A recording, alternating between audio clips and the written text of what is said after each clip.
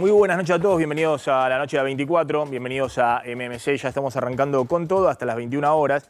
Y vamos a empezar efectivamente con lo que ha sido un día muy cargado de rumores, versiones, cargado de la expectativa que el propio Ministerio de Economía también ha alentado de que en algún momento va a haber medidas y va a haber un acuerdo con el Fondo Monetario. El acuerdo, por ahora, ya sea por alguna diferencia técnica, ya sea por el tema fundamental de que el fondo se resiste a enviar una cantidad de dólares adicionales que no sean la cobertura mínima del vencimiento que hay a fin de mes, los plazos están corriendo, se habla de alternativas para cubrir el vencimiento de 2.700 millones de dólares con yuanes que se están usando hoy para pagar importaciones. Hoy un día en el cual el Banco Central vendió casi 200 millones de dólares, porque vendió casi 90 millones de dólares y el resto fueron yuanes para pagar importaciones.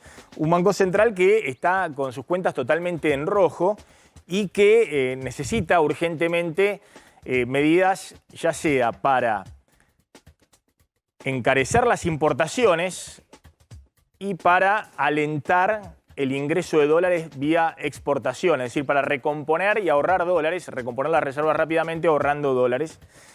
Y también necesita la expectativa generada alrededor del acuerdo con el fondo para que se cierre en algún momento y eso genere un paraguas. Ahora vamos a hablar con Javier Timerman, que es un hombre que está en las finanzas en Nueva York, de cómo está viendo todas estas idas y vueltas con el FMI. Y ya tenemos dos invitados, un hombre, el presidente de Carvap, que es un hombre de la mesa de enlace, de los ruralistas que han sido hoy muy críticos respecto a algunas de las medidas que se están barajando, y también Marcelo Fernández del sector PYME, que hoy está más cercano al gobierno con algunas de esas medidas que se están barajando. Bueno, a ver, respecto a las medidas, a ver si podemos ver un poquito cuál es la lógica. Encarecer importaciones porque el FMI considera que no puede la Argentina mantener el nivel de importaciones que tiene, el nivel de actividad y por ende el déficit comercial que mostró en el primer semestre del año, enero-junio, cuando hubo un déficit comercial por primera vez en 5 años de casi 4.500 millones de dólares, si no tiene dólares para pagar esas importaciones. Por ahora todo eso se está pagando con deuda comercial de los importadores con el exterior, se acumulan 13.000 millones de dólares, que se va a pagar en algún momento en los próximos meses o después de diciembre, y se está acumulando deuda con el Banco Central de China. Por ejemplo, hoy se vendieron más de 100 millones de dólares en yuanes. Eso es una deuda de la Argentina a una tasa de interés con el Banco Central de China. Pero esa situación es insostenible si además hay que pagar la deuda con el FMI. Y si el FMI no accede a enviar los desembolsos para pagarse a sí mismo. No alcanzan los dólares o los yuanes para todos y esa es la discusión de este momento. Hemos dicho que una de las medidas que se está evaluando es una especie de impuesto país o un pago a cuenta de impuestos ahora que se pueden tomar a cuenta de ganancias o de otros tributos para el año que viene y que eso busca encarecer fundamentalmente importaciones de bienes suntuarios, es decir, que no forman parte de la canasta básica de consumo, alimentos, medicamentos y otros bienes esenciales. ¿Para qué? Bueno, justamente para que se puedan ahorrar dólares en esas importaciones y de alguna manera el Banco Central no esté pagando importaciones con dólares que no tienen básicamente con crédito o con endeudamiento. Ahora, esa medida hemos venido contando que va a tener, vamos a ver cuál es el alcance, pero un impacto sobre los precios. De hecho, los precios de los productos importados el mes pasado subieron casi 10%. Cuando la Argentina no devaluó, el tipo de cambio oficial viene corriendo incluso un poquito por debajo de la inflación, que el mes pasado fue del 6%. Ahí ven la placa del índice de precios importados, 9,7% en el mes de junio, medido por el INDEC. Y uno tiende a creer que si efectivamente se toma esta medida, bueno, va a haber algunos productos que se van a encarecer. Ahora va a contar Claudio Slotnick, por ejemplo, el efecto Barbie, una contratapa hoy en El Cronista muy interesante, que cuenta cómo Barbie, la muñeca que ahora es película y está de moda, bueno, va a ser muy probablemente uno de los productos que se encarezca fuertemente si vos seguís cerrando el cepo.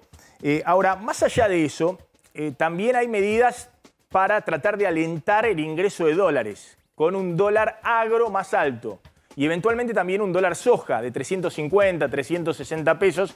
Todavía no está definido y hoy el secretario de Agricultura, Bailo, no dio definiciones en su paso por la rural. De nuevo, tratar de encarecer las importaciones, alentar con un dólar diferencial algunas exportaciones para que ingresen en la urgencia unos 2.000, 2.500 millones de dólares adicionales y en medio de todo eso tratar de recaudar más. Porque ese es el otro tema. El fondo no solamente está reclamando un ajuste cambiario. Devalúen porque no le vamos a prestar dólares para que después lo estén vendiendo a 280 pesos a los importadores cuando el dólar libre está arriba de 528, 530 pesos. Hoy tocó nuevamente un nuevo pico en términos nominales, el dólar libre, el dólar blue. Sino también el fondo está reclamando un ajuste fiscal en medio de la campaña electoral. Un ajuste fiscal que el gobierno no lo anuncia, porque obviamente es un gobierno que está en plena campaña electoral y es un gobierno peronista, pero un ajuste fiscal que está haciendo la inflación. Fíjense estos números de la evolución del gasto público primeros 6 meses en términos reales, descontada la inflación. El gasto público total cae 6% en términos reales, pero en particular algunas partidas como las prestaciones sociales caen 8,4% en términos reales, están por debajo de la inflación. Los subsidios de energía caen 13% en términos reales. El gasto en asignación universal por hijo cae 13% en términos reales. Las transferencias a provincias caen 31%. Las asignaciones familiares, el gasto del sector público en asignaciones familiares ha caído en el primer semestre del año, comparado con igual periodo del año pasado, casi 40%. Es decir, está habiendo un ajuste en el gasto público y sobre todo en prestaciones sociales, y eso se ve del otro lado en aquellos que cobran la UH y no le alcanza para llegar a fin de mes, o los que cobran la tarjeta alimentaria, pero aún así el déficit fiscal se incrementa. ¿Por qué? Porque tuviste este año la bomba de la sequía, 20.000 millones de dólares menos de exportaciones cerealeras y una recaudación estimada en 1.500.000 millones de pesos menos de lo que tendrías que tener en este momento. Por eso el déficit fiscal se incrementa. Y es otra de las cuestiones que reclama el FMI. El FMI dice, bueno, están licuando parte del gasto público, pero hace falta más. Tienen que ajustar más el gasto público porque si no el déficit fiscal es mayor, tienen que financiarlo con la emisión monetaria, eso significa más devaluación y más inflación por delante. Es una especie de círculo vicioso. Si uno ve qué partidas del gasto público están por debajo de la inflación en los primeros 6 meses, la inflación en junio, medida junio de este año, junio del año pasado, está corriendo al 116% anual. Bueno, ¿qué partidas del gasto público están por debajo? Todas las que contamos recién. Jubilaciones, AUH, tarjeta alimentaria, prestaciones sociales en general, pago de asignaciones familiares. Todo eso está por debajo de la inflación corriendo en lo que va del año. Toda esa parte del gasto público. ¿Cuáles están corriendo por delante? Bueno, los salarios públicos, 125, 10 puntos por arriba de la inflación en el primer semestre, gastos de funcionamiento del Estado y sobre todo la obra pública.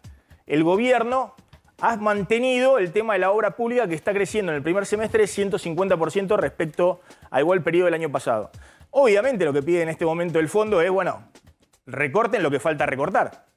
Es decir, frenen la obra pública para que efectivamente puedas ahí conseguir algún ahorro fiscal adicional, frenen todo el tema de paritarias del sector público y eventualmente aumenten más rápido las tarifas de servicios públicos para reducir más rápido todo el tema de subsidios energéticos. Bueno, ese es un combo intolerable para un gobierno que está en medio de una campaña electoral con muchísima incertidumbre por delante y una situación social muy pero muy precaria. Voy a sumarlo a Javier Timerman en esta discusión y en las novedades que ha habido hoy respecto a las posibles medidas que se anunciarían, ahora va a contar Claudio Slotnick, o el fin de semana o en los primeros días de la semana próxima si hay un acercamiento con el FMI. ¿Cómo estás viendo, Javier, esta situación, ¿no? Este tironeo de ida y vuelta con el FMI y el Ministerio de Economía que larga el trascendido de que efectivamente va a haber nuevas medidas económicas para tratar de aumentar la recaudación y sobre todo ahorrar dólares? Bueno, yo creo que a medida que nos acercamos a las elecciones cambian un poco los objetivos que tiene cada uno de los diferentes actores en este debate o en esta pelea.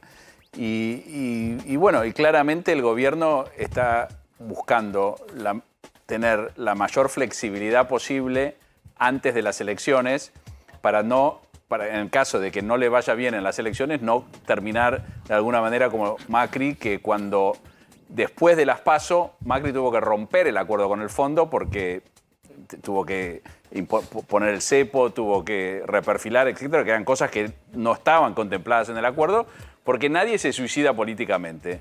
Entonces yo creo que lo que el gobierno está tratando de hacer es conseguir un acuerdo que de alguna manera le rescate un poco esto de que lucharon contra el fondo, que los convencieron, etcétera, etcétera, y que le permita llegar a las elecciones sin ningún tipo de medida devaluatoria muy precisa y con objetivos menos claros. Y creo que al fondo, de alguna manera, no sabe bien qué hacer.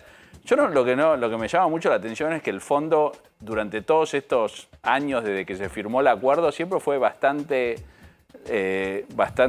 light y bastante concesivo, y que de ahora, un mes antes de las elecciones... Y este año se endureció. Se endureció, pero se endureció particularmente antes de las elecciones. Y creo que es un error, porque en la Argentina la verdad es que ningún político va a firmar, especialmente con el fondo, un acuerdo que lo sepulte políticamente. Claro, que lo limite políticamente. Entonces, yo creo que no es tan importante en este momento esa negociación. Me parece que de alguna manera se va a llegar a un acuerdo, es un acuerdo que seguramente incumplan todos, y bueno, y se volverá a discutir todo cuando asuma el próximo gobierno. Yo creo que la oposición acá también está jugando un papel, porque la oposición, lógicamente, como hizo Alberto en las elecciones del 2019, quiere tener algo para decir, especialmente si salen triunfadores de las elecciones de las PASO. Ahora voy a sumar a Horacio Salaverry, que es el presidente de CARVAP, de la Confederación de Asociaciones Rurales de Buenos Aires y la Pampa, y está Marcelo Fernández, que es presidente de Segera, una entidad pyme que estuvo la otra vez con los anuncios del gobierno, de Massa. Me parece que hoy están en veredas opuestas, CARVAP y Segera. Vamos a ver si eso es así. No sabemos. Horacio, ¿cómo estás evaluando esto que tiene una pata en el campo, ¿no? El tema de un nuevo dólar soja 4, dólar agro, dólar maíz, alrededor de 360, 350 pesos, para ver si entran algunos dólares adicionales en el próximo mes y medio. Hay dos cuestiones respecto a esto. Una primera cuestión es que el dólar soja lo que hizo, la dólar soja, cuando uno perfila un solo tipo de cambio a un sector, en el sector agropecuario complica el resto. ¿Qué pasó? El dólar soja sube, puede ser que los que tenían tendencia de soja hayan vendido con un mejor precio, pero básicamente el resto de toda la producción, todo lo que lleva alimentación animal, como que es la ganadería de carne, ganadería de leche, todo lo que es porcino, todo lo que es ovino, y ni hablar de la avicultura, sufrieron un incremento en el alimento. Quiere decir que lo que vos acomodaste por un lado, supuestamente por un corto tiempo, repercutió de la peor manera, porque Argentina también tiene una costumbre de que un producto sube y después ya no baja. El dólar bajó, digamos, soja bajó, volvió a su ritmo normal, los precios de la alimentación animal se mantuvieron. Y por otro lado... Es decir, ojo con lo que está diciendo el presidente de CARVAP, lo está diciendo, bueno, obviamente en la desesperación por conseguir 2.000, 2.500 millones de dólares en este momento, podés poner un dólar agro más alto, dólar maíz, por ejemplo, el dólar soja, pero eso tiene un efecto directo sobre el precio del pollo, de la carne, de los lácteos. Porque tiene un problema que va sobre la alimentación. O sea, tanto el maíz como la soja son parte de la alimentación. Sí. Cuando vos subís el costo de la alimentación, sube el costo para el productor. Entonces no tiene por qué el productor, con un dólar generalizado igual a todo, también mueve su valor. Pero en el caso que vos le des a un solo sector, lo único que haces es incrementar los costos. El costo de otro sector, que además es el que vende productos que se consumen en el mercado interno. Básicamente. Entonces, así achicás, o sea, aumentás costos, achicás ganancias y perjudicás mucho al sector. Hoy hubo muchas críticas ahí en la sociedad rural, y después quiero hablar un poquito, porque también los dirigentes políticos están un poco más medidos, digamos. Me dicen que pasaron por ahí los referentes del agro, de Larreta, de Bullrich, de Massa, pero tampoco los de Juntos por el Cambio venían con un discurso de eliminar retenciones como venían antes, digamos. Ahora se ven más cerca del gobierno, ven que el FMI lo último que quiere es tocar retenciones y han tenido un discurso más moderado.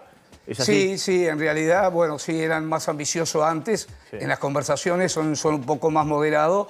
Nosotros insistimos que el tema de la retención es un tema perjudicial al sector que vamos a mantener, digamos, de todas maneras siempre reclamo. Nosotros pretendemos una unificación, de alguna manera achicar la brecha cambiaria y básicamente la eliminación de retenciones, que es la única manera de ser más competitivo en el mundo también, ¿no? A ver, lo sumo a Marcelo Fernández con este tema de las medidas por el lado de encarecer importaciones. No, a ver, si nosotros estamos en discusiones con el gobierno, por supuesto, estamos charlando, porque si se van a encarecer importaciones de insumos o materias primas, realmente perjudica a la industria. Obviamente, nosotros creemos que va a ser sobre productos terminados, sobre, digamos, bienes ya elaborados, no sobre materias primas, porque si no, realmente más impuestos a la importación. Bienes suntuarios con claro, una alícuota más alta, bienes intermedios con una alícuota muy baja y productos esenciales sin alícuota, sin dólar alícuota. oficial. Claro, porque si no estaríamos destapándonos los pies. Está bien, el gobierno necesita recaudar, lo sabemos. El otro día, el martes, el ministro hizo un anuncio de un alivio fiscal que fue bien recibido. A ver, alguno lo puede considerar exiguo o que perderíamos más, pero un alivio fiscal, justamente en un momento como se está discutiendo con el fondo, ceder recaudación para beneficiar a la situación, en este caso de las industrias, sobre todo dadoras de mano de obra, que nos va a permitir usar el 30% del impuesto al cheque para descargar de cargas sociales y el hecho de pagar en 10 cuotas el impuesto a la ganancia, hablan de un ministro que no piensa en la economía, en la finanza solamente, sino que piensa en la producción y el trabajo. O sea, que está trabajando justamente en generar mejores condiciones para la pequeña y mediana empresa, para tomar empleo, para seguir este círculo virtuoso que tenemos de producción, que en este momento sí, por inflación a veces se ve perjudicado, porque sabemos cómo piensan las grandes empresas, rápidamente se adecúan a cualquier tipo de diferencia de tipo de cambio, o corrida que haya puede haber en el mes, o diferencia de cualquier tipo, y ajustan sus precios rápidamente. La pyme no puede. Entonces, este esfuerzo que hace el gobierno fiscal, este esfuerzo que está haciendo muchos de los organismos vinculados al Ministerio de Economía, como el caso de la aduana, que está tratando justamente de controlar importaciones para que no nos veamos perjudicados, bueno, habla de que hay un gobierno, con todas las vicisitudes que tiene y todas las discusiones que está dando de otro lado, se está preocupando de la producción y el trabajo. A ver, Horacio. Mira, el sector agropecuario es un sector que tiene superavitario entre importaciones y exportaciones más de 48.000 millones de dólares. Pero a nosotros nos preocupa un incremento en las importaciones de los costos que tiene que asumir el sector agrario, básicamente en su producción. Y el sector, todo lo que hace a la sanidad animal, también se ve complicada si se van a colocar aumentos ¿no es cierto?, de una tarifa impositiva a la importación y sea trasladado a costo. Esa es una problemática que nos complicaría muchísimo a nosotros. A ver, dejo picando ahí y me gustaría sumar ahí la información que tenés vos, Claudio, el efecto dólar Barbie, ¿no? O el efecto Barbie respecto a lo que está pasando también con el cepo y la falta de dólares por parte del Banco Central. Pero dejo picando el tema de cómo se sale en esta transición. Acá de lo que estamos hablando son menos de un mes hasta el 13 de agosto y después 2 meses y medio hasta la elección general. Y yo tengo, y dejo picando estas dos cosas. Por un lado, la impresión de que el gobierno está en una situación muy delicada y fíjense que creo que va a ir más a la rural, no sé si va a ir el lunes y demás. No está en las épocas de confrontación con el campo, ni mucho menos. De hecho, le va a ofrecer $1 a 350 pesos a uno de los sectores. Le viene ofreciendo soja 1, soja 2, soja 3 y va a haber un soja 4, $1 agro. Y lo otro sí, lo que está anclando también las expectativas de que están ahí jugando en el fleje, pero la situación no se termina de desbordar, es que todos están esperando el resultado electoral del 13 de agosto. Y ahora voy a mostrar un poquito las encuestas del mercado. Digamos, de lo que... una de estas encuestas puede estar toda fallida. En un ratito vamos a hablar con Diego Reynoso de la Universidad de San Andrés. Pero son las encuestas que miran los bancos de inversión, los operadores de mercado. O sea, que creen que va a ocurrir esto. ¿Y si hay un cisne negro el 13 de agosto? ¿Qué pasa el 14 con la política económica, con el dólar, con la necesidad de mantener la situación estabilizada hasta octubre? Tanda cortita y volvemos.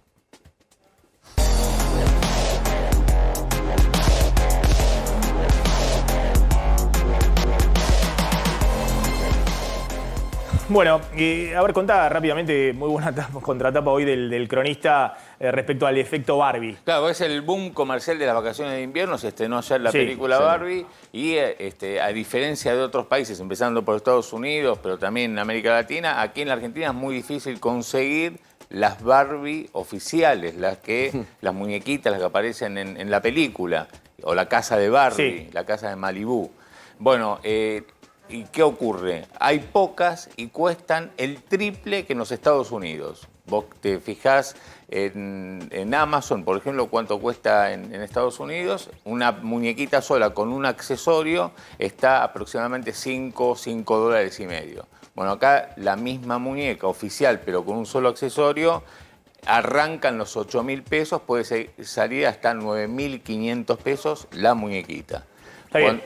Vamos a un poquito, después vamos a hablar un poco de la sociedad dual y demás. Hay un boom, récord de entradas a los cines vendidas históricas. Nunca, yo pensé que al cine lo mataba Netflix y demás, nunca se habían vendido tantas entradas. Están poniendo,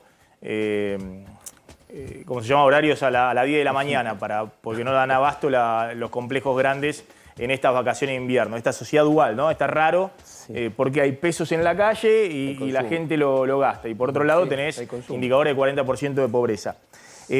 Lo de la Barbie venía a cuento, viendo un poquito el panorama macro. No es que no me gusta jugar con las Barbie, hoy queda bien decir que también te gusta jugar con las Barbie, sino que tiene que ver con que algunos precios de esta economía están efectivamente al precio dólar libre y otros precios están al dólar oficial. Ese es el temor que tiene el gobierno de tocar el dólar oficial.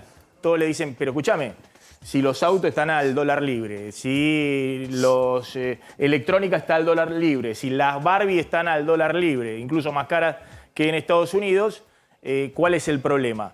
Y no, el problema es que hay todavía muchos alimentos que no están al dólar oficial, pero están un poquito más arriba del dólar oficial. Y si vos tocas eso, se dispara todavía más la inflación. Y ahí está el gobierno en un brete. ¿Cómo hace? Porque se le han corrido a los precios el dólar libre, pero no en toda la economía, sino en gran parte de la economía. Y el gobierno dice, bueno, lo que voy a hacer es, en esos lugares donde ya está al dólar libre, y le meto un impuesto, no le voy a dar más dólares oficiales. Por ejemplo, obviamente la Barbie va a caer en el impuesto este nuevo, no le van a dar dólares a 280 pesos para que se importen Barbie.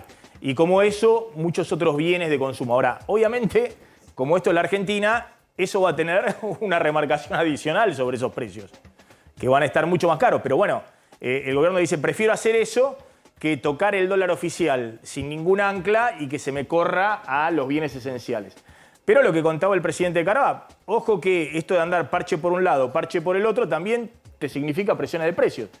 E incluso puede ser que la carne que te viene jugando muy a favor, porque está planchada en los últimos 6 meses, vos con un dólar especial en estos meses y demás, y alguna escasez que haya por delante, signifique que haya un despegue adicional del precio de los alimentos.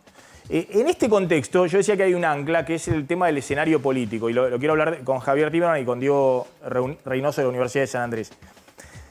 En las principales consultoras de la City están viendo este escenario, ¿no? Toman, creo que 10 encuestadoras, las están viendo ahí en el cuadro. Este es de la consultora 1816, que obviamente no tiene mucho valor científico porque se hace un promedio simple, no ponderado, de 10 encuestadoras. No ponderado, por ejemplo, por el grado de acierto que tienen estas encuestadoras. Se pone todas juntas en una coctelera y se manda.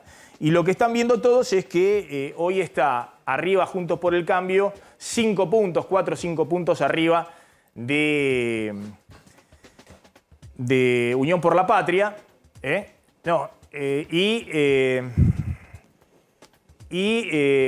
eso define un escenario donde puede haber, de alguna manera, si hay una polarización en octubre, un triunfo de Juntos por el Cambio, que obviamente no sería lo deseable para el gobierno, pero podría estabilizar la situación.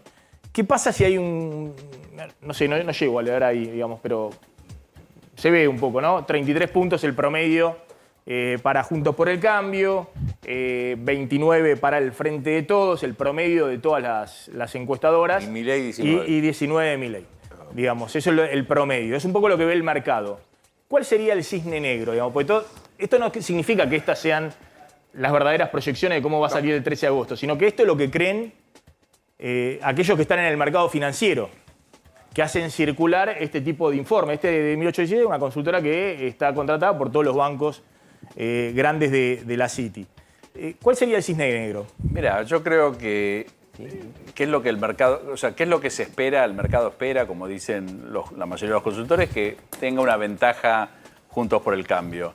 Un cisne chiquitito, negro, pero tal vez no tan negro, sería que tenga más votos de lo esperado el gobierno. Yo creo que el único cisne negro es una victoria de Milei o que Milei saque mucho más de lo esperado. Sería el único cisne negro porque creo que el consenso del mercado es que eso no sería algo positivo por toda la incertidumbre que crearía un gobierno de Milei. Ahora, de todas maneras, yo creo que el mercado está mucho menos expuesto a lo que estuvo en el 2019, antes de las PASO, y también creo que el mercado también aprendió. Y como el otro día me estaba diciendo un fondo de afuera que contabilizaron 45 diferentes encuestadoras. No hay país en el mundo que tenga esto. En Estados Unidos son 4 o 5 las que predicen las elecciones americanas, cuando es mucho más complejo. Entonces, yo creo que va a ser difícil que el mercado reaccione, salvo que Milei, como decía, que el mercado reaccione de una manera similar a la que reaccionó en diciembre. Acá se da una paradoja que si Juntos por el Cambio saca una diferencia importante con posibilidad en octubre de ganar en primera vuelta, eso desde el punto de vista económico puede favorecerlo al gobierno para llegar de agosto a octubre. Una de las mayores críticas que recibió Macri fue cuando dijo el día después de las PASO, ¿se acuerdan? Que, el mercado reacciona así por la victoria del kirchnerismo. Tal vez no era lo políticamente correcto para decir, pero era verdad. O sea, y yo creo que ahora podría pasar lo opuesto.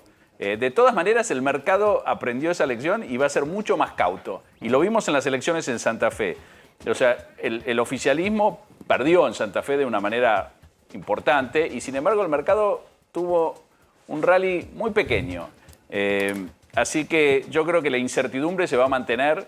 Creo que los mercados van a estar ambivalentes ante cualquier escenario y vamos a ver qué es lo que termina pasando después de las PASO. De todas maneras, un comentario que me gustaría agregar sobre lo que mencionaron acá los amigos.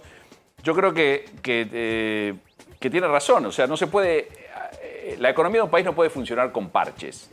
Estoy totalmente de acuerdo. Pero para eso se necesitan una gestión de 4 años y un plan económico el 11 de diciembre. Hoy en día, la verdad que es imposible esperar que este gobierno no solucione los problemas de otra manera que no sea un parche. Sería hasta irresponsable que proponga al Fondo Monetario que se comprometa con políticas que no va a poder, porque no se sabe quién va a ser el próximo presidente. Alguien decía que el plan, en todo caso, hasta octubre, hasta noviembre, es que la cosa no empeore. Claro. Es decir, que la cosa no empeore, ya sea en inflación, ya sea en empleo, ya sea en nivel de actividad, o que no empeore muy drásticamente incluso. ¿Es así, Diego Reynoso, en términos de las expectativas de los votantes? De acá a octubre, ¿no? O de acá... En realidad, ahora empieza un momento de hay mucho pesimismo retrospectivo. La gente siente que está peor que antes, eso lo repiten todo el tiempo las encuestas, pero empieza a haber, pero esto pasa todos los años electorales, cierto optimismo prospectivo. La gente espera en un año estar mejor. ¿Por qué? Porque hay elecciones y hay expectativas de que cualquiera sea el resultado, la cosa cambie, ¿no? Expectativas de que, bueno, si gana Juntos por el Cambio, hay una expectativa, y si gana Sergio Massa, la expectativa de que un gobierno de Unión por la Patria ahora, con un liderazgo más claro, pueda conducir mejor, digamos, los asuntos económicos que impactan en la vida cotidiana de las personas, ¿no? Pero volviendo al tema del cisne negro, estaba viendo todo el listado de encuestas y el promedio en general. Me parece que ahí habría 2 potenciales cisnes negros, ¿no? Podría haber otro resultado, pero quiero decir, tanto Juntos por el Cambio como el Frente de Todos o Unión por la Patria, versión Massa, me parece que es algo que se podría esperar. Quizá la duda sea si más Bullrich o Larreta, ¿no? Pero el cisne negro sigue siendo Javier Milei, que hasta hace poco era como un cisne negro, pero empezó a decantar claramente, al menos en las preferencias de los electores, y que, bueno, recupere de acá, pero faltan 20 días nada más para las PASO, y recupere de acá a agosto algo más de... Sí, si va a haber un tercero en discordia o si lo que va a primar, lo que ha primado en la última década en la Argentina es la polarización. Mira, yo lo pensaba... Y lo que hemos visto en las elecciones provinciales, una polarización feroz. totalmente. Yo veo un escenario así, digamos, ¿no? Si bien hacemos diferentes escenarios, un escenario sería donde suponte pasar algo con la candidatura de Patricia Bullrich y entonces eso a muchos votantes más radicalizados jalaran hacia Milei y eso volvieran a, digamos, a empatar entre tres las cosas. Todo indicaría que eso no va a pasar, con lo cual me parece como un escenario más de polarización entre Juntos por el Cambio y Unión por la Patria, ¿no? ¿Vos sos de los que cree que Bullrich puede catalizar mejor el voto de Juntos por el Cambio que Larreta? Porque de alguna manera le quita votos a Milei. No es que lo crea, sino que cuando lo analizo. Uno cuando ve esto dice, bueno, el armado político, los fierros del armado político son más sólidos los de Larreta. Si uno ve con todas las personas que cerró, ¿no? Sí. Para cargos de diputados y demás, es Larreta. Patricia Bullrich, hasta su candidato a vicepresidente, es alguien que por ahí ni siquiera es tan conocido. Cuando preguntas, el nivel de conocimiento es muy bajo. Sí. Entonces, lo que sí pasaría es que el potencial éxito de Patricia Bullrich en La PASO sería la derrota de todo un staff político no peronista muy fuerte. A ver, lo sumo a Claudio Slotnick con la información, Claudio, de lo que estamos diciendo de las medidas, que es la expectativa de lo que va a pasar este fin de semana. Y mirá, durante todo el día de hoy estuvieron el jefe de la aduana aquí en Buenos Aires, Guillermo Mitchell, con Bailo, que es el ministro de Agricultura, sacándole punta justamente a las medidas que tienen que ver con más impuestos a las importaciones y definiendo cuáles son justamente las posiciones arancelarias de los productos que van a ingresar con más impuestos, porque hay una definición política de ir en ese sentido, pero lo que hoy se trabajó fue la parte técnica.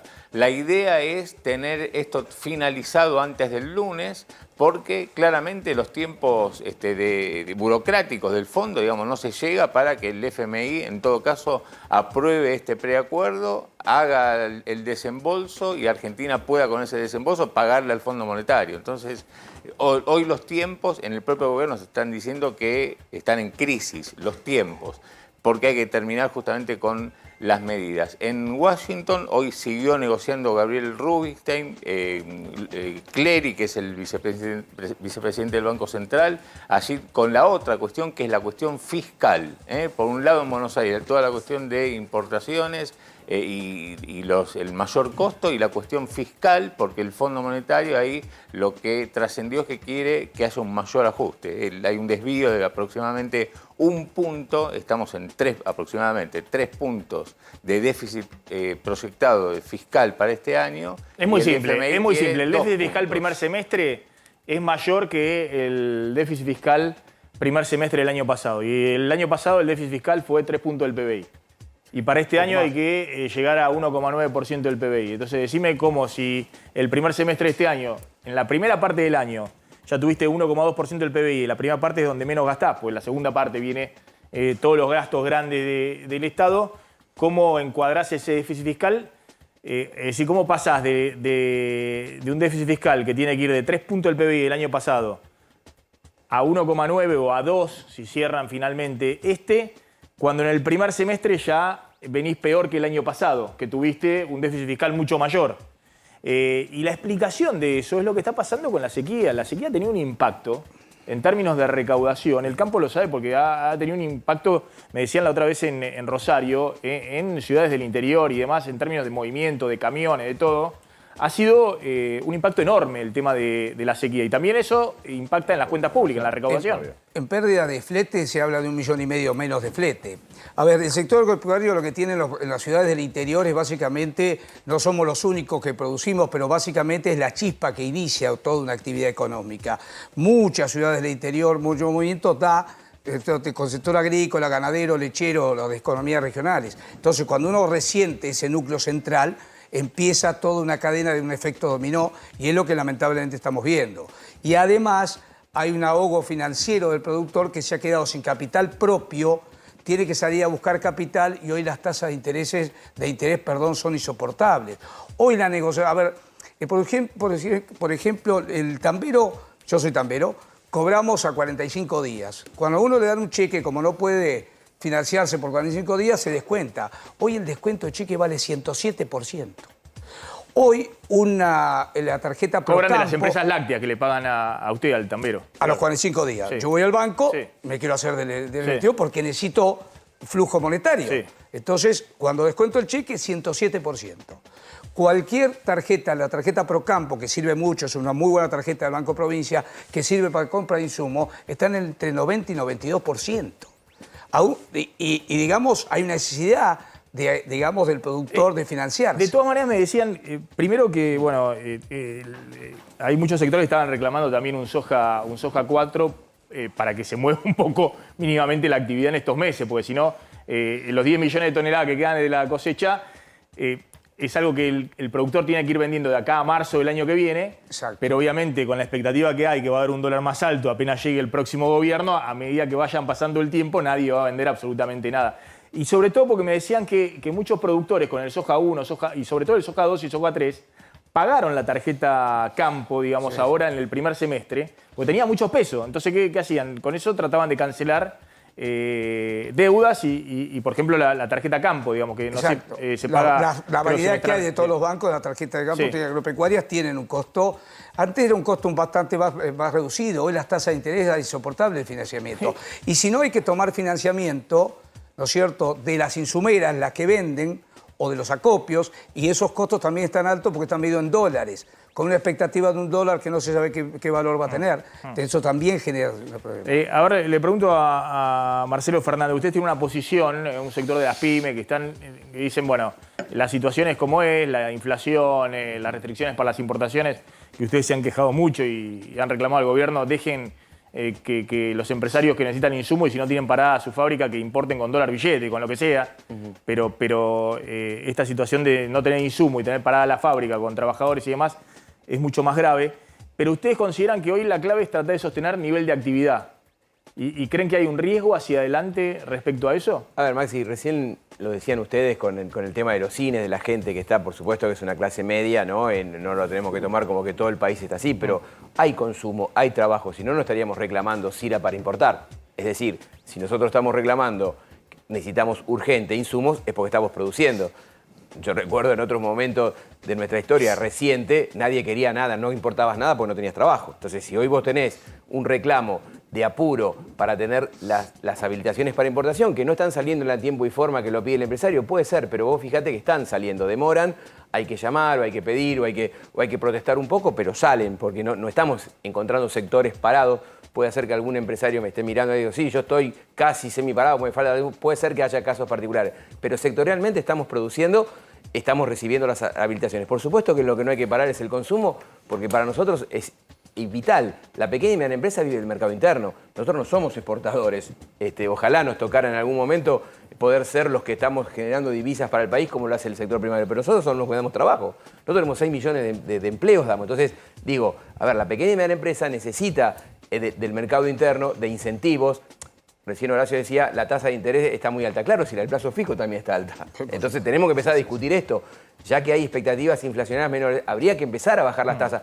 También para el ahorrista, porque si no, si no también la gente dice, bueno, si tengo unos pesos guardados, los guardo porque me da una tasa de interés general. Pero perdón. Pero eso va contra el... Pero es que no tenemos otro remedio, porque si no, no te van a bajar la tasa, Maxi. Pero si no es lo que dice él, no van a bajar las tasas para financiamiento. Sí, pero si fíjense... no sale el gobierno, pero esperá, después nos quejamos del déficit fiscal, pero si el gobierno no subsidia tasas, ¿cómo hacemos para tomar un crédito al 107? Tiene que salir a subsidiar a sectores que lo necesitan o para generar consumo o para generar compras de bienes de capital o compra de materias primas. Si no nos subsidia la tasa, es imposible en este momento tomar un crédito. Fíjense lo que pasó el último mes. La inflación fue de 6% en junio y la tasa de interés de referencia del Banco Central y de pago de plazo fijo es 8,1%, 8% claro, mensual. 8. Y el Banco Central no la baja porque obviamente lo que teme es el riesgo mayor, digamos, que el depositante en peso que vino perdiendo y demás, en algún momento le empiece a correr al dólar, ¿no? A cualquier dólar. No al oficial, porque está con cepo, pero sí al dólar MEP, al dólar blue sacando del banco. A lo que fuera. Ese es el gran riesgo que tiene por delante el gobierno. Sumo ahí el tema de plazo fijo UBA. ¿Por qué cayeron tan fuerte los plazos fijos UBA? Y mirá, fueron las vedettes financieras de hace unos meses, pero con la suba de la tasa de interés de los plazos fijos, bueno, lo que hizo la gente fue ver que le convenía apostar a los plazos fijos tradicionales porque tienen tasas de interés reales positivas, o sea, van por arriba de la inflación y el plazo fijo UVA acompaña la inflación. Entonces, mientras la tasa de interés fue negativa, iba por debajo de la inflación, el UVA era un buen negocio, dejó de serlo. Fíjate estos números. Hace un año había en total algo más de 390.000 millones de pesos en plazos fijos UVA. Hoy están en 306.000 millones de pesos, lo que es una caída nominal del 21% si uno toma la caída real, o sea, lo que debieron haber aumentado los plazos fijos UVA en este último año por la inflación, la caída es del 63,6%, o sea, se redujo a Sí, la tercera es una parte parte. muy chiquita de los depósitos, ¿no? Es el Claro. 4% del total de depósito, ahora el 3% del total de depósito, ¿no? Hay 10 billones de pesos de depósitos y demás. Yo creo que además de esto, porque por delante tenemos mucha inflación reprimida, básicamente porque tenemos el precio de referencia de toda la economía súper atrasado, que es el dólar oficial. Y tarifas que también todavía están atrasadas. Entonces va a haber en esta economía mucha más inflación por delante. Me parece que los bancos son muy reactivos a que alguien coloque a plazo fijo UVA. Y han desalentado fuertemente en los últimos meses porque no tienen dónde colocar. Es decir, colocan LELIQs, pero la LELIQ tiene, digamos, la tasa fija, digamos, ¿no? El riesgo de no tener instrumentos para colocar créditos indexados por inflación. Lo sumo a Javier Timerman con lo que hablábamos.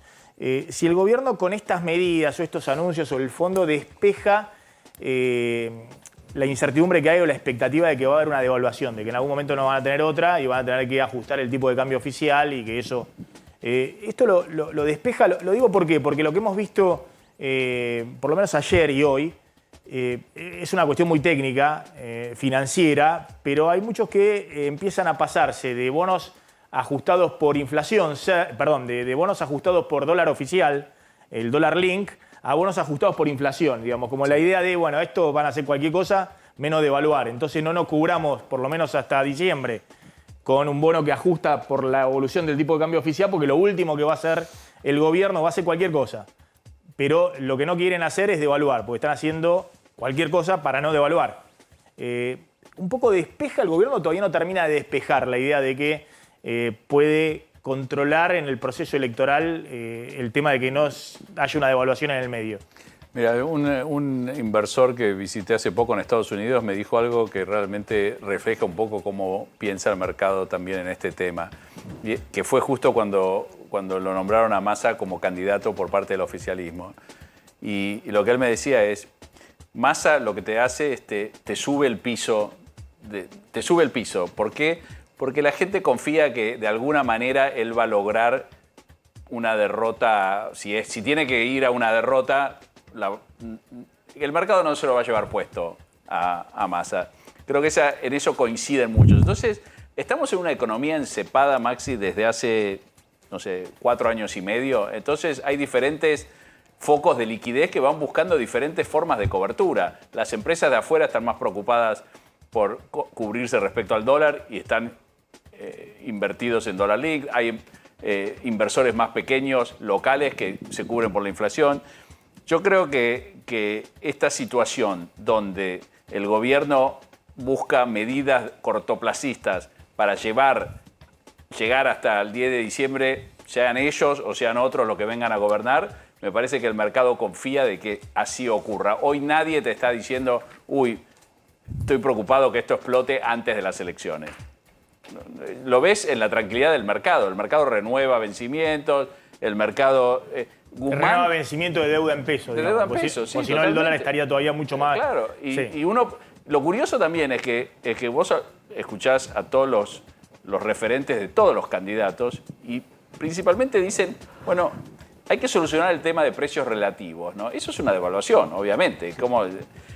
Y sin embargo, el mercado todavía no reacciona ante lo que podría ser una devaluación casi asegurada para el próximo gobierno. Entonces yo creo que el mercado está a la expectativa, confiado de que esta paz, semipaz que hay o semiveranito, como lo quieras llamar, va a durar por lo menos hasta las elecciones generales. Dejo picando lo que decíamos, la sociedad dual, respecto a que hay movimiento por un lado y por otro lado tenemos los índices récord de las últimas 2 décadas, del 2001, de pobreza. El otro tema de lo que planteaba, ¿no? Que para el próximo gobierno, ojo que todos están viendo, cualquiera sea el próximo gobierno, el estreno con un ajuste. Y el ajuste que ningún gobierno quiere hacer, que es un ajuste cambiario, una devaluación. Y si eso se compensa con la expectativa que hay muy favorable, sobre todo el sector del campo, que va a tener 20.000 millones de dólares más que este año, además de la minería, de vaca muerta y de todo lo que se habla habitualmente. Está Andrés Fidanza en Miami. Gracias, Andrés, por atendernos, muy amable. ¿Qué haces, Maxi? Bien. Andrés, bueno, te convoco, te hacemos un programa de política y economía, pero hoy hay un hecho que es mundial, que es el debut de Messi. Ahora me vas a contar ahí en el Inter de Miami, creo que se llama el equipo. Y ha generado, he leído ahí tus coberturas en la política online, muy interesantes respecto a, para un país que es hoy el país más poderoso del planeta en términos económicos, más allá de la amenaza de China, Messi ha movido una magnitud de negocios y de intereses políticos y corporativos y empresariales que no movía, por lo menos ahí en Florida, ninguna figura ni siquiera norteamericana. ¿Qué hay detrás de esta locura por Messi, que es mucho más allá de los fans y demás? Es un negocio multimillonario y es un negocio también de intereses muy grande ahí en Miami y en la Florida, Andrés. Sí, efectivamente. Messi es un jugador, el mejor jugador del mundo posiblemente, pero además es una industria, ¿no? Claramente es un fenómeno cultural también y político. Es un enorme desafío para, yo te diría, para la ciudad, para el club, para los dueños del Inter de Miami, que son los hermanos José y Jorge Mas, dos históricos empresarios de la comunidad cubano-americana, hijos del mítico Jorge Mas Canosa, que fue como uno de los primeros cubanos de la diáspora muy lobista en contra del gobierno de los Castro. Bueno, con los hijos esa tradición se continúa, si bien ya son recontra norteamericanos ambos. Pero digo, plantea un desafío enorme para el Inter de Miami, que básicamente, para poner en contexto, va último. Es un club que tiene un estadio de construcción tubular con capacidad para 18.000 personas. No sé, en Argentina un club que tenga esa capacidad de la C, posiblemente.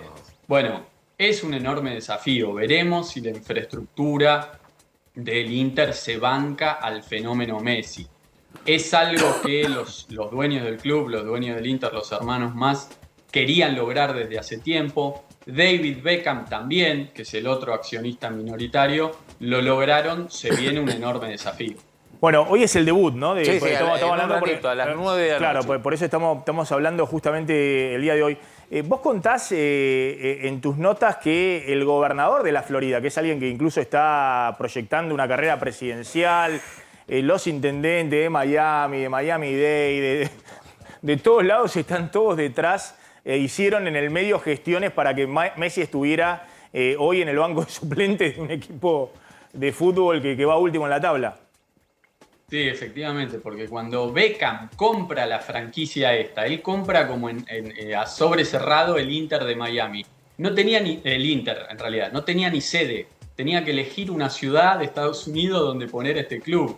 La Liga de Estados Unidos es muy reciente, ¿no? No hay ni descenso, porque hay solamente una categoría. Bueno, tenía que elegir dónde, eligió en Miami. Hubo una especie de casting ahí, lo tentó el alcalde de Miami y el Inter tuvo sede en Miami. Un club que tiene 2 años de vida, 3 años de vida, empezó a jugar en el 2020. Así que imagínate lo nuevo que es todo esto y por supuesto todos los políticos tratando de capitalizar el fenómeno Messi.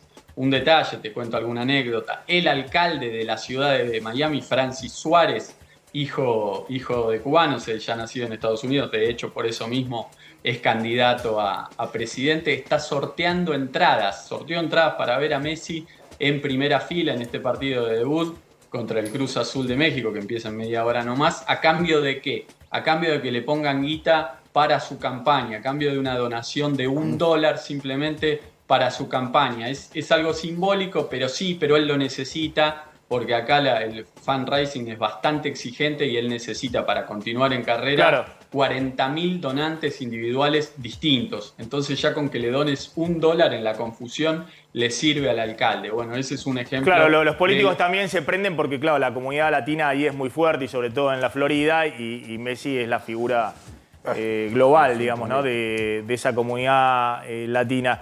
El otro tema es que Estados Unidos, claro, organiza el Mundial el año que viene, ¿no? 2024. Y se- Eh, claro, 2026. ya organizó- El 2026 es el América. Mundial. La Copa América. El 2024 es la Copa América y el 2026 es, claro, Mundial.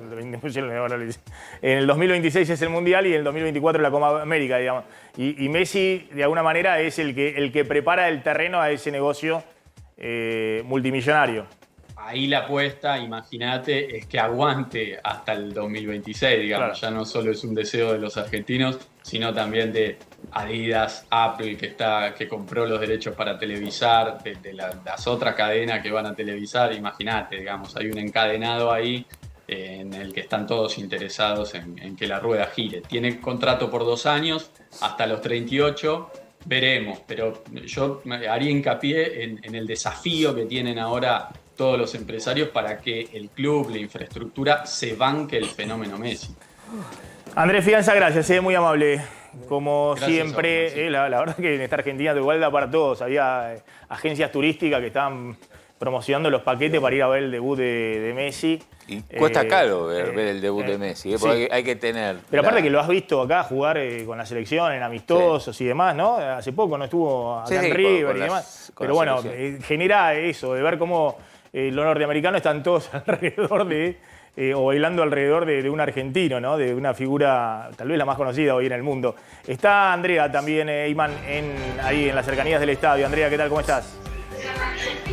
Hola chicos, buenas tardes. Estamos acá en un famoso restaurante argentino que fue, te diría, sede cábala durante el Mundial de Qatar, cuando Argentina con Messi salió campeón. Entonces decidimos venir acá y un poco contarles cómo vive la gente acá en Miami, el debut de Messi en Inter Miami. Bueno, y contanos, Andrea. Acá están los chicos fanáticos de Messi y vamos Sí. a preguntarles por qué les gusta Messi, chicos. A mí me gusta Messi porque hace muchos goles y es el mejor hace un montón de años. A mí me gusta Messi porque me gusta cómo juega y cómo mete goles. Bien. Bien, Andrés. Obviamente que la gente... Decime. No, está bien, está bien. Por supuesto, están todos fanatizados los chicos con Messi, están todos fascinados y bueno, me imagino que ahí también deben estar también no solamente los chicos, sino toda la comunidad, ¿no? En Miami revolucionada por el fenómeno Messi. Mira, como decían ustedes, la realidad es que un poco la dinámica de Miami está cambiando. Lo que es la venta de las remeras era impresionante. Se han vendido miles de remeras en 2-3 días desde que Messi se anunció, desde el debut. No hay talles, todo lo que es Messi explota y me parece que cambió hasta la energía que se vive en ese lugar, que siempre fue un lugar de tanta alegría, ¿no? Miami por el clima. Pero me parece que lo que resume un poco lo que es Messi es el eslogan que está atrás de la remera de Messi, que dice libertad para soñar, que me parece que es un eslogan perfecto, porque Messi no es solo fútbol, es la familia de Messi, es lo que representa, ¿no? La elección de un estilo de vida, de un lugar, de la felicidad, porque claramente viene a jugar a un club que va Bien. último en todo el fútbol, ¿no? Andrea, gracias, impecable, muchas gracias y bueno, ahí a disfrutarlo desde Miami. Vuelvo al tema económico, lo que decíamos de la sociedad dual. Rápidamente, Claudio, los datos que tenés respecto al movimiento, a cómo se está moviendo hoy Y la las actividad. vacaciones de invierno, porque Sí. se cumplió la primera semana, todavía obviamente no hay números cerrados, pero lo que se empieza a ver justamente es que esta sociedad y el consumo dual, bipolar de la sociedad se está dando. A ver, algunos datos que empiezan a aparecer. La ocupación hotelera en distintas provincias. Fíjate, Santiago del Estero prácticamente completo. Ahí están las termas, entre 93 y 95%. En Tucumán, 90% promedio. En Catamarca 88% y hasta el 98%. Esto es turismo interno. Sí, y chiquito, digamos, son todos destinos chiquitos, digamos. Claro, pero y Bariloche... en total están sí. previendo que se muevan durante estas semanas 5 millones Claro. de argentinos en distintas provincias. Bariloche, La Costa... La Rioja está el 91%. Iguazú. Ciudad de Buenos Aires, 80% Claro, ahí de capacidad Eso hotelera. Es un 20% más de visitantes que hace un año, argentinos. Son 500.000 de personas más que vinieron en la última semana respecto de la primera semana del invierno del año pasado. Bueno, Misiones, Santa Cruz, Ushuaia, todos al 80%. ¿Qué pasa en los cines? Antes hablábamos de Barbie, que se estrenó ayer. 274.000 personas en una sola jornada. Bueno, la expectativa que tienen es que los propios empresarios es que se supere en este mes de julio y gracias a las vacaciones el récord de mayo. En mayo hubo 5 millones de entradas vendidas a los cines. La expectativa que tienen es que ese récord se quiebre y de hecho en la primera semana de vacaciones más de 1,5 millones de espectadores en los cines, lo que hablaba que hay cines que tienen más de 30 funciones en una sola jornada, arrancan a las 10 de la mañana, 10, 11 de la mañana. ¿Y eso es más o menos que el año pasado? No, la cantidad de espectadores más, ¿no? Por eso te están viendo de que el récord absoluto de espectadores fue mes de mayo. Y lo que están viendo es que se va a romper el récord. Bueno, que fue es un poco total lo que hablábamos, ¿no? Es una economía que el año pasado tuvo 50% de inflación y creció 5%. Este año va a tener 130% de inflación y va a caer 3% mínimo, que es el impacto de la sequía. Y sin embargo, hay algunos sectores que siguen moviéndose, ¿no? Es un poco lo que se está observando y me parece que el punto es la sustentabilidad, ¿no? Lo que están viendo todos es que, bueno, esto es así, pero es difícil de sostener para adelante, Javier. Sí, porque es una economía que está donde hay muchos pesos, donde la gente quiere deshacerse de los pesos, donde la incertidumbre limita un poco la capacidad que tiene una empresa, un empresario de invertir, de contratar. Entonces, ante toda esta expectativa, lo que queda es el consumo. Y bueno, es parte de lo que está generando este movimiento. Y creo que en algún momento, cuando los candidatos, cuando el próximo gobierno asuma, tenga un plan integral, parte de ese dinero va a direccionarse a la inversión, a la contratación, a que gente vaya pasando del sector informales a la economía formal y vamos a ver una reducción de ese consumo, creo yo. Sería sano también que se vaya ordenando todas las variables, ¿no? Cierro con los empresarios, con el campo y con la industria. ¿Qué están viendo hacia adelante? Desde Carvap es ahora la sociedad rural, están en toda la muestra, van a ir los candidatos, tengo entendido, no sé si es el lunes que viene, van a estar los candidatos, ahí me mandó González Prieto, a ver cuándo van a estar. Pero bueno, ¿qué están esperando ahí? La idea clara... El lunes 24 de julio, a la mañana van a estar ahí todos los candidatos desfilando y creo que va a ir también Massa, digamos, ¿no? Que es el candidato del oficialismo, ministro de Economía, Larreta, Schiaretti, Bullrich, mirá ahí. Nosotros lo que estamos necesitando y lo que estamos esperando es una mirada de largo plazo, una mirada cortoplacista. A ver, recién hablábamos de las importaciones. El país importa entre 65 y 72 mil millones de dólares y hay que tenerlos. El campo el año pasado generó 58 mil millones de dólares. Entonces creo que si alguien es inteligente y mira hacia adelante y dice, si yo tengo este esquema, tengo que darme cuenta que tengo que tener una fábrica de generar dólares. Nosotros somos parte, no somos únicos, la economía de conocimiento, todo lo que es energía, minería, es un avance que el país está haciendo. Pero por el momento creo que la gran posibilidad de generar un salto positivo en la generación de divisas es el sector agropecuario. Entonces necesitamos una mirada de esa característica. Alguien que tenga claramente la idea de decir, bueno, voy a generar un salto cualitativo y cuantitativo a través de un sector que lo puede permitir. Nosotros nos encantaría tener el dólar industria, ¿no? Ya que hay dólar soja o dólar maíz, pero bueno, evidentemente vamos a tener que esperar. Nos encantaría también tener un beneficio, porque las pymes generamos más o menos entre 13.000, 14.000 millones de dólares. exportaciones Un beneficio anuales. parcial fue. Claro, pero nosotros no lo Está tenemos. claro que nosotros por desgracia eso no nos llega y hay que seguir con este dólar oficial y bueno, no es que no protestamos, sino que bueno, acompañamos.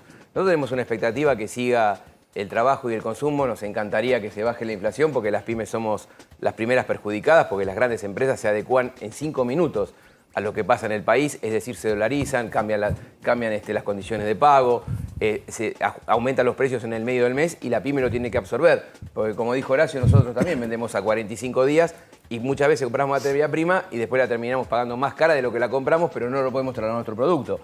Pero en todo eso, a pesar de estamos viendo que se está trabajando, lo vemos, hoy tenemos un ministro de Economía que está pensando más en la producción que en la economía y en las finanzas, pese a todo lo que tiene que atender, y ustedes lo dicen todos los días, pero nosotros creemos que hay muchos sectores que están defendiendo a la producción nacional y al trabajo nacional.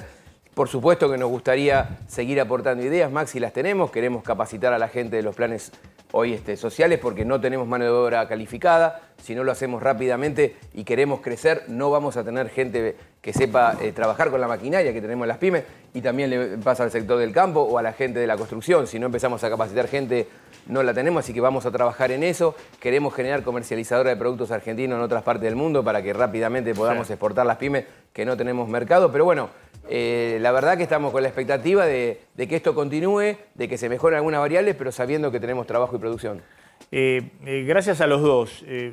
La gente está con la expectativa de que esto continúe, como decía Marcelo Fernández, o que haya un cambio.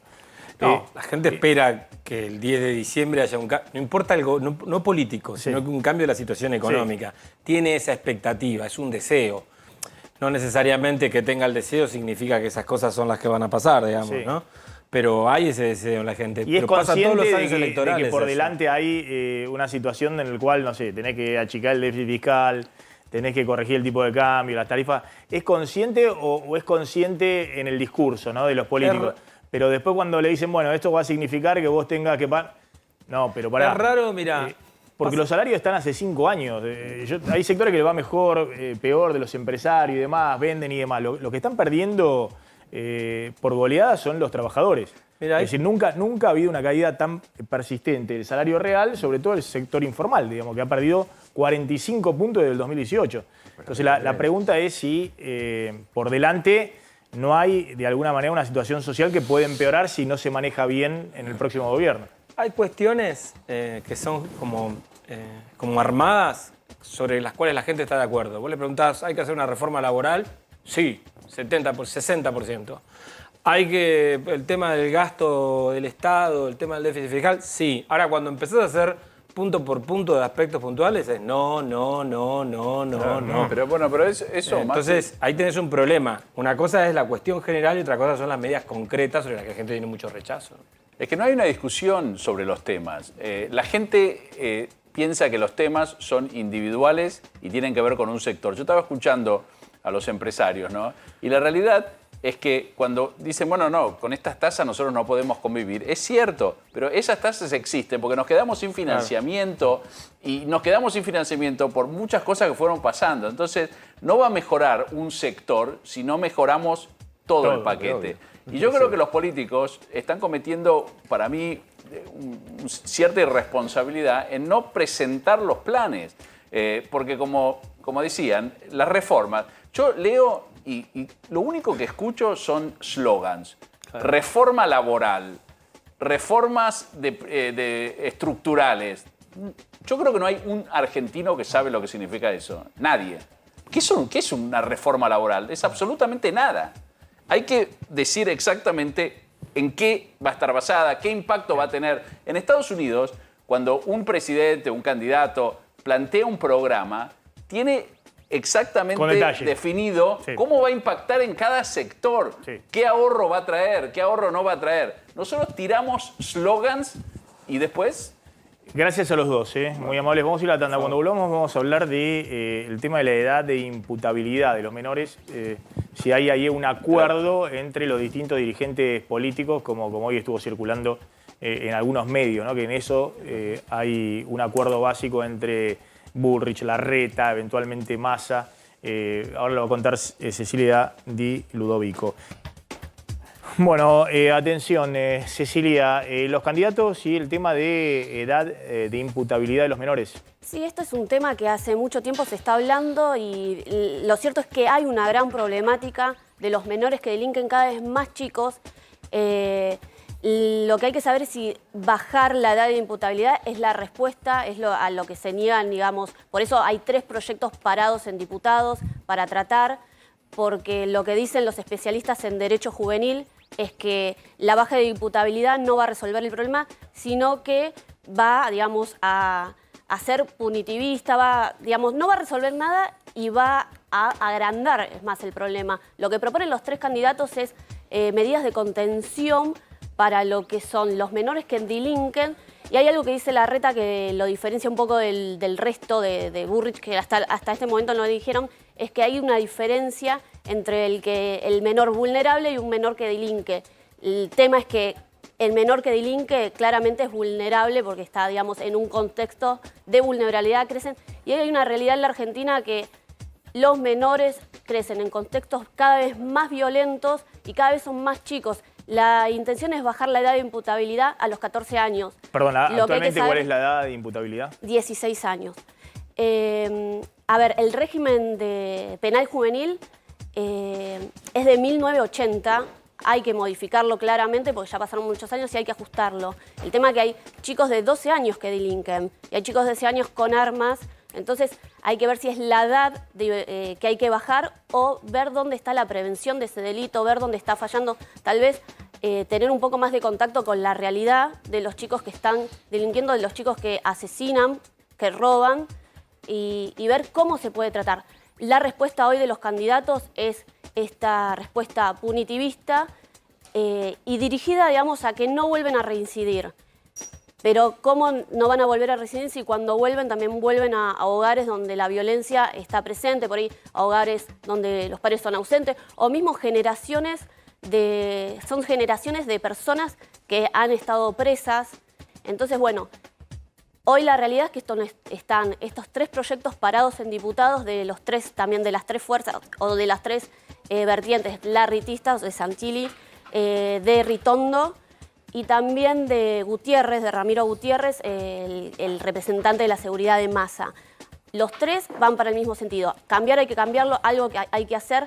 Lo que se va a discutir es si esta es la realidad. Por lo pronto va a ser una propuesta de los 3 candidatos frente a la inseguridad, la gran inseguridad, y frente al crecimiento del delito y de la violencia en el delito. Atención que me dicen que algún organismo internacional en algún momento va a pedir definiciones a todos los candidatos de oficialismo y de oposición respecto a cuáles son los proyectos para la niñez.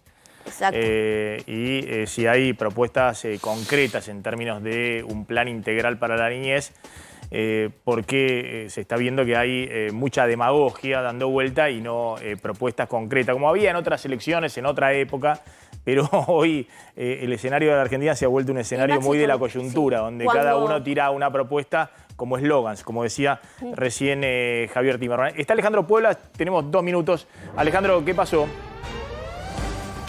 Maxi, lo que estás observando ahora es el vehículo de Maxi Eli Lioy, este joven de 35 años que al ser embestido en este lugar por un Ford Fiesta se bajó de este vehículo que estás viendo ahora, un Renault 12 color blanco que tiene más de 500.000 pesos en multa, casi todas por cruzar semáforo en rojo, no tiene la patente de atrás y tampoco la BTV, se bajó con un hacha y empezó a darle hachazos al parabrisas de la mujer que lo había embestido en este lugar, como están viendo ustedes en este momento. Esta persona estuvo una semana demorada, hoy recuperó su libertad y la dueña del vehículo tiene miedo, no quiso salir con ninguno de los medios y piensa mudarse de San Fernando por lo que sucedió después de lo que este hombre le hizo, porque no se siente segura, Maxi.